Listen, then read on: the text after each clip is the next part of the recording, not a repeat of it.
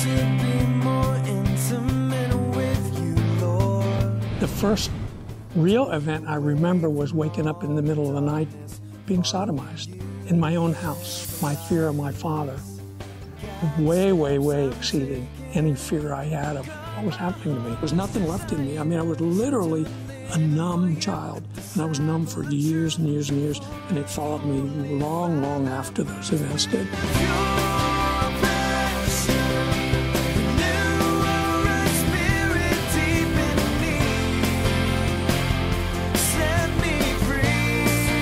You know, people talked about God as Father.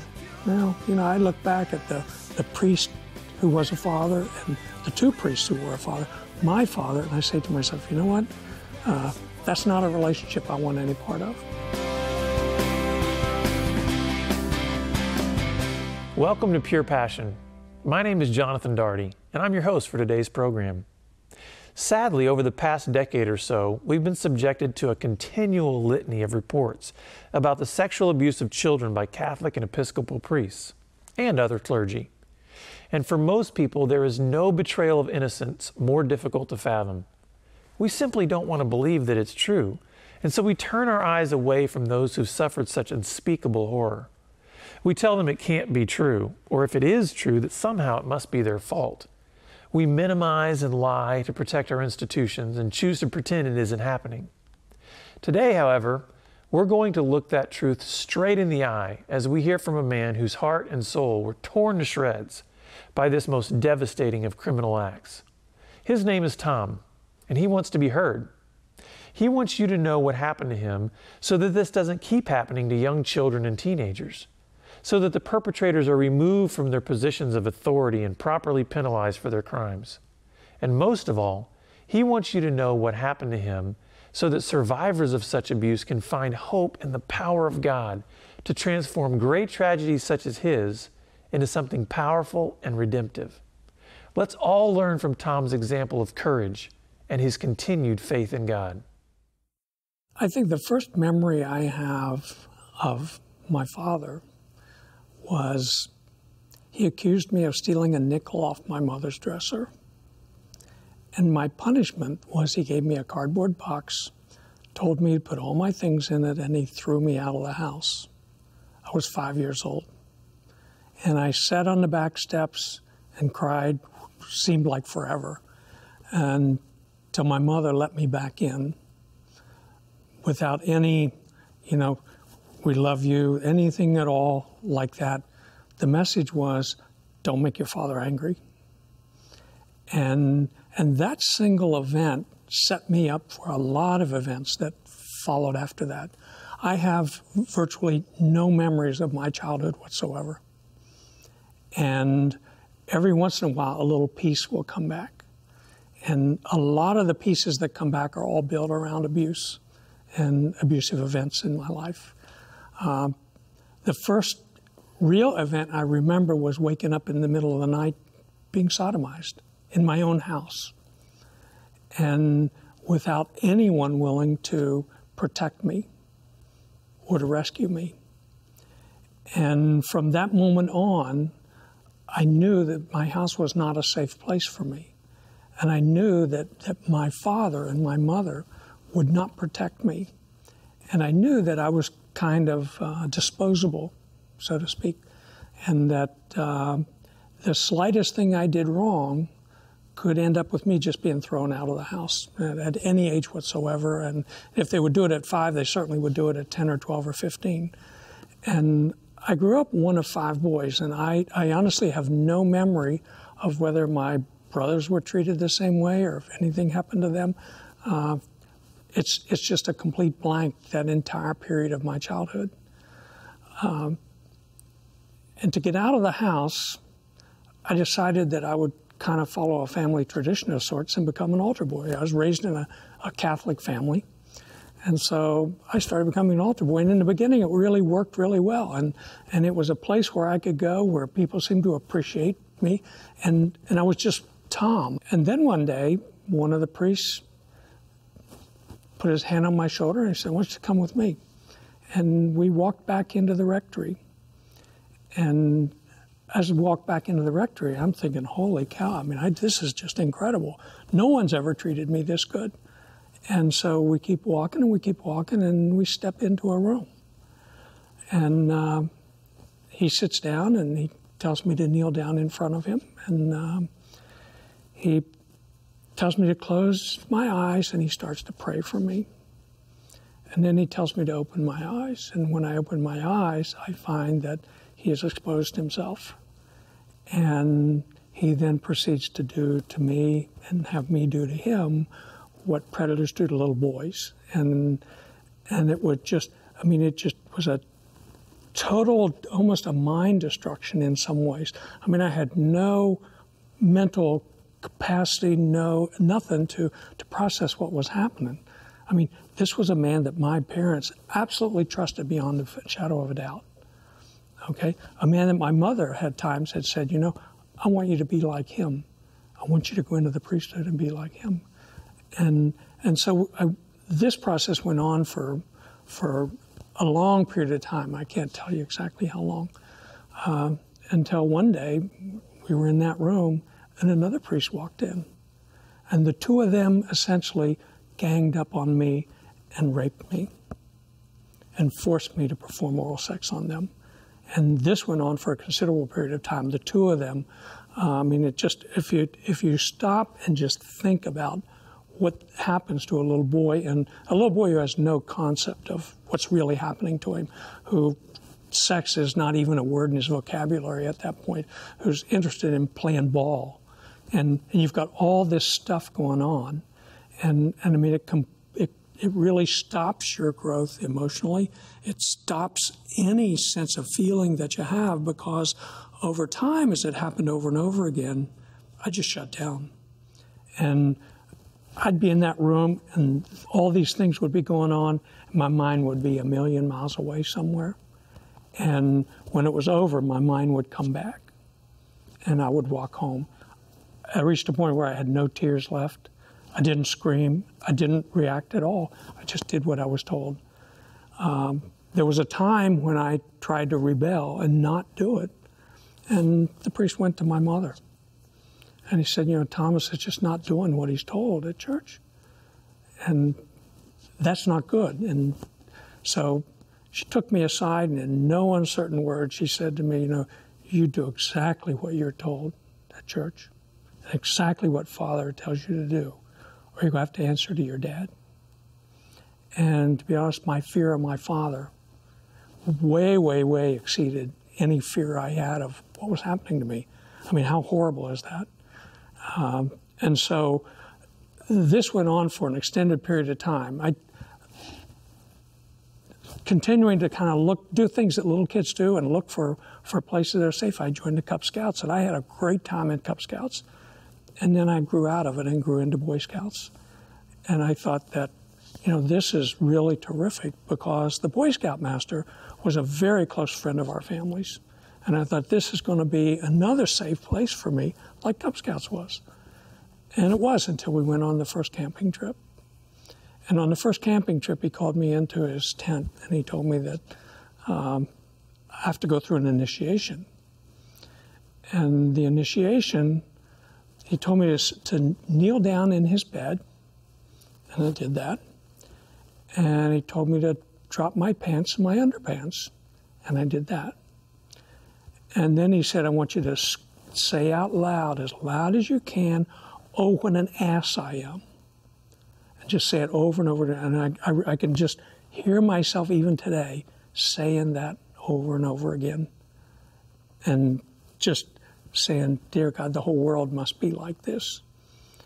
And then he stopped me and had me come down by him and masturbate him, massage his penis, so I could find out what a real man looks like.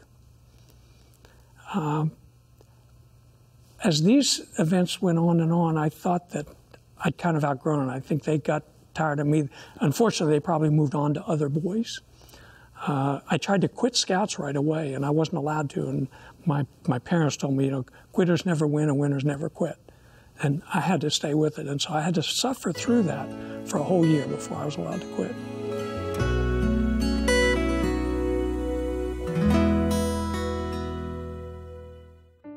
Tom Scales is the executive director of Voice Today and tells his story of childhood sexual abuse in his book, Terrible Things Happen to Me. It is but one of the many powerful resources that the team at Voice Today has produced to equip people to help prevent child abuse and restore survivors. To get your copy of Terrible Things Happen to Me by Tom Scales, From Sorrows to Sapphires by Angela Williams, or the workbooks Pathway to Healing and Tough Talk to Tender Hearts, just go to voicetoday.org. Want more?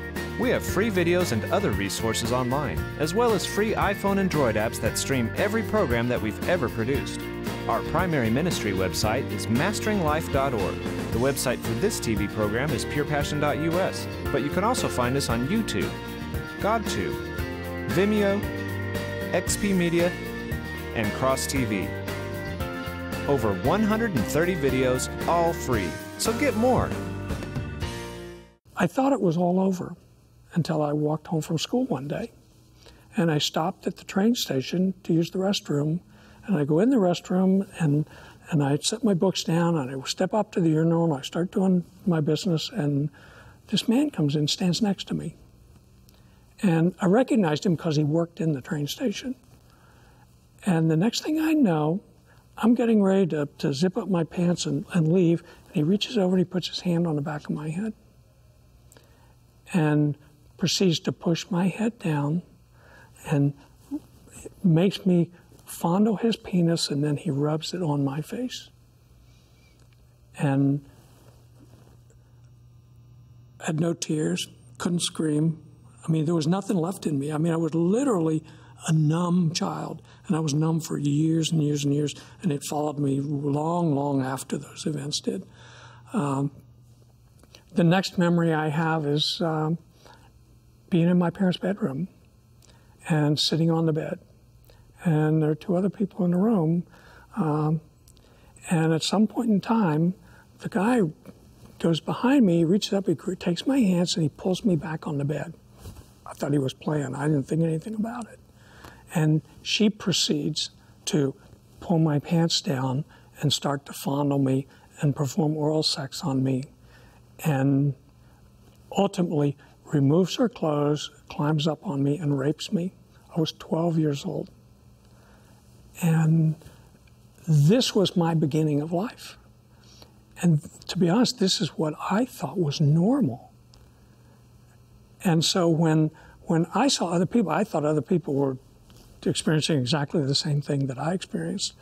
And at some point in time, somehow I knew I was different. And I thought, gee, there's something wrong with all those other people. And, you know, they're how they live, there's something wrong with it. And it took me a long time to figure out that it was me and that I was really the one that had all the problems. And I mean, I had nightmares. From the very first event, I had nightmares forever. And I had nightmares until I was in my early 50s. And I was sitting on the bed with my wife and my daughter in Boulder, Colorado, watching the news. And I still get goosebumps when I think about it. They came on and they interviewed a man by the name of Frank Fitzpatrick. And maybe I owe my life to Frank Fitzpatrick because he was the first person that I had ever heard talk about being sexually abused as a man, but being sexually abused by a priest out loud. And he was sexually abused by Father James Porter in the Boston area. And the story of Father James Porter covers a lot of territory because he abused an awful lot of kids. I listened to that interview, and about halfway through it, I looked over to my wife and I said, I understand everything now. I understand the nightmares.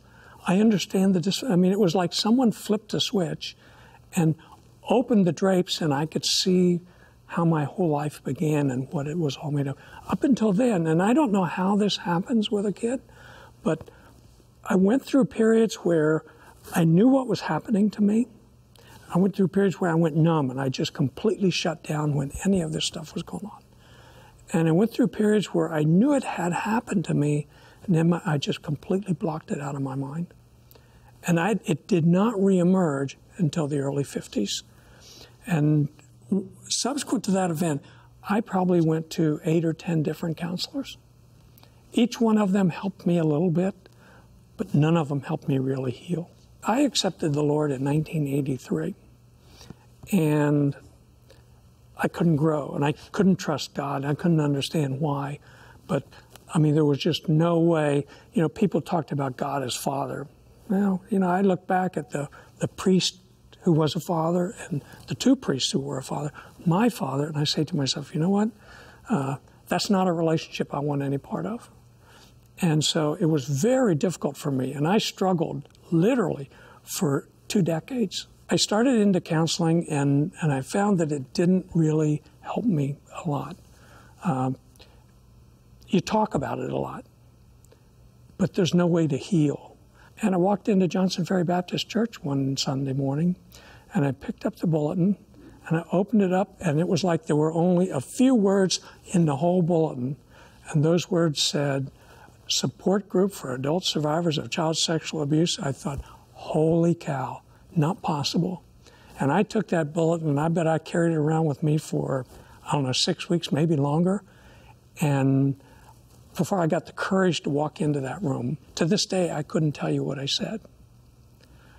But I do know that it's the first time I'd ever openly talked about my experiences of being abused. And when I got up and walked out of that room that night, I felt like I'd lost 150 pounds. I mean, it was just truly amazing.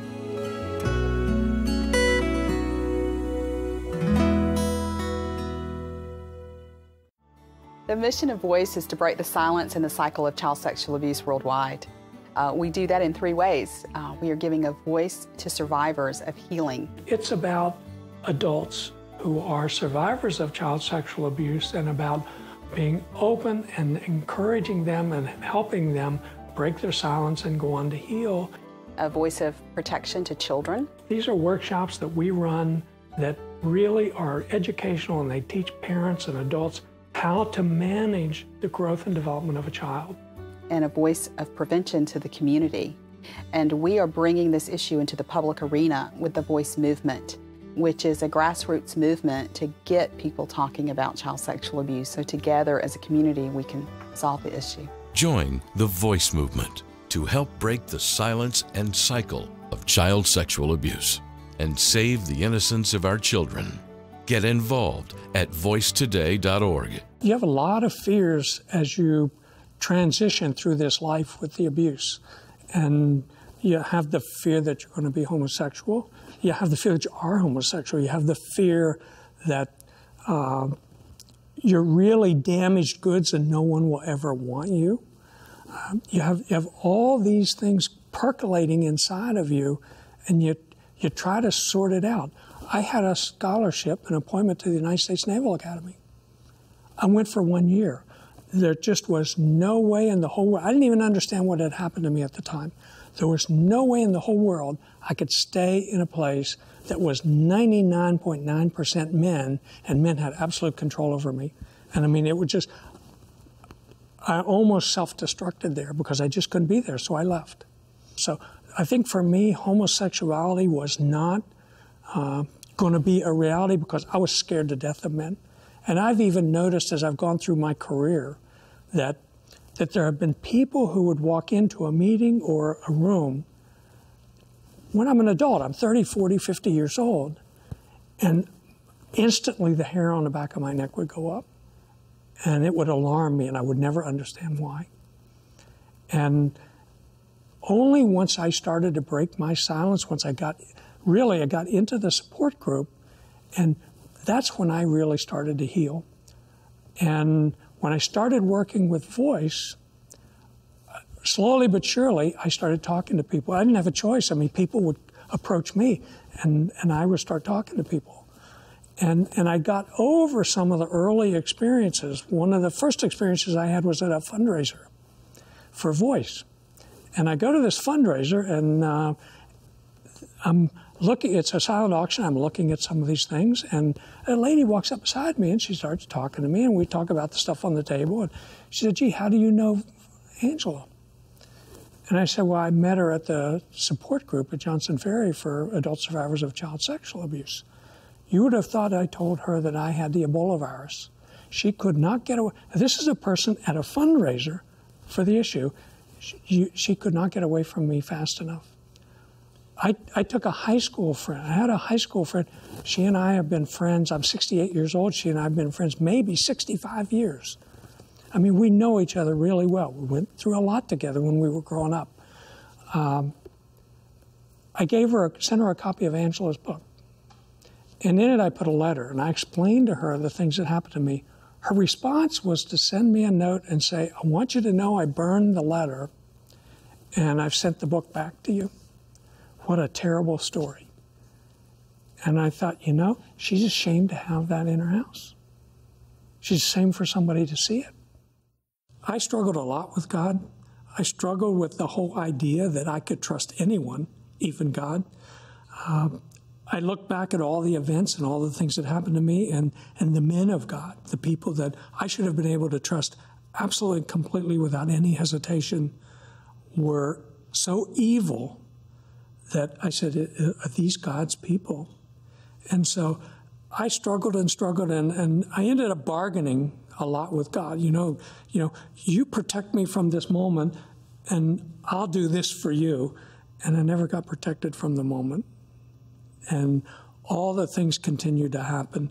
And I don't think I really started to trust God until I freed myself from all the guilt and all the shame. And I started looking back, and I said, God didn't do this to me. I have a free will, and I can make choices. Those people have free will. They can make choices, and they made a choice to do things to me. God didn't make that choice for them, and I didn't make that choice for them. And the more I struggled, and at the same time I was struggling with Catholicism and having been raised a Catholic, and I started to see this earn your way to salvation mentality. And I'm saying, that's really not what this is all about at all. And when I accepted the Lord in '83, I did it with all the sincerity in the world.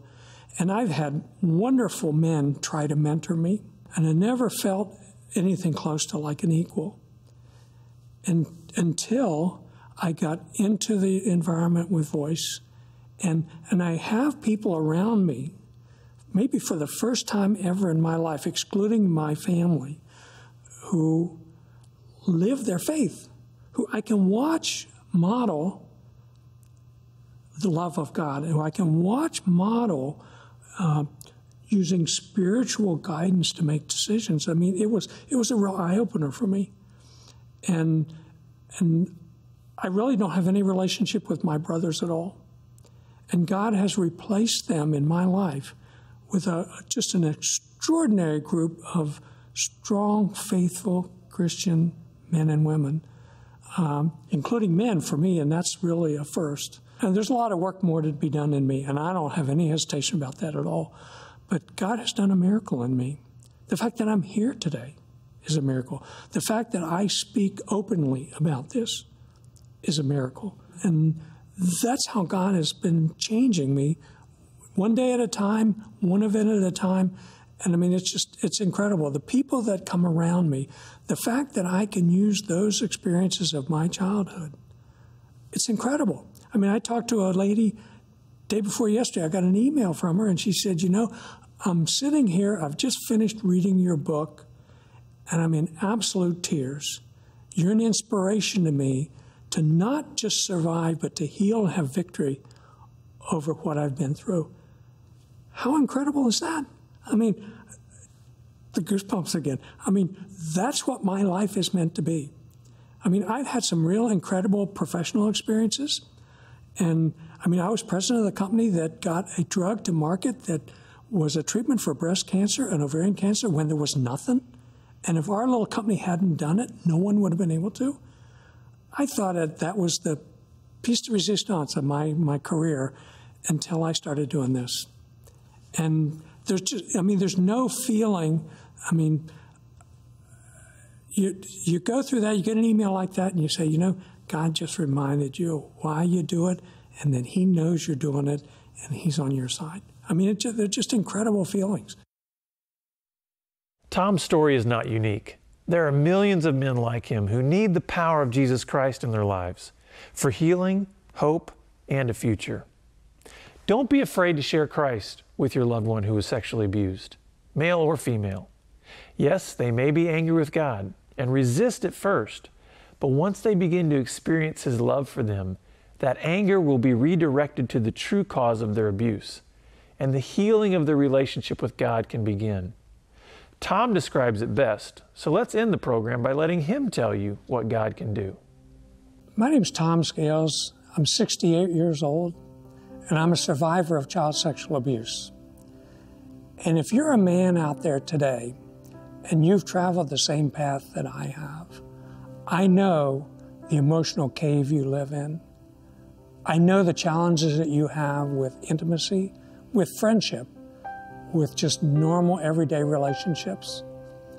I know the guilt and the shame you feel, and I know how self-destructive behaviors just seep into your life on a daily basis. And I'm here to tell you that it does not have to be that way. I'm here to tell you that God has done a miracle in my life. And the first step for me was having the courage to step up and break my silence among people that I could trust. And I encourage you to do the same thing. I encourage you to visit our website at voicetoday.org. There are a lot of resources there. You can contact us and we will find resources for you.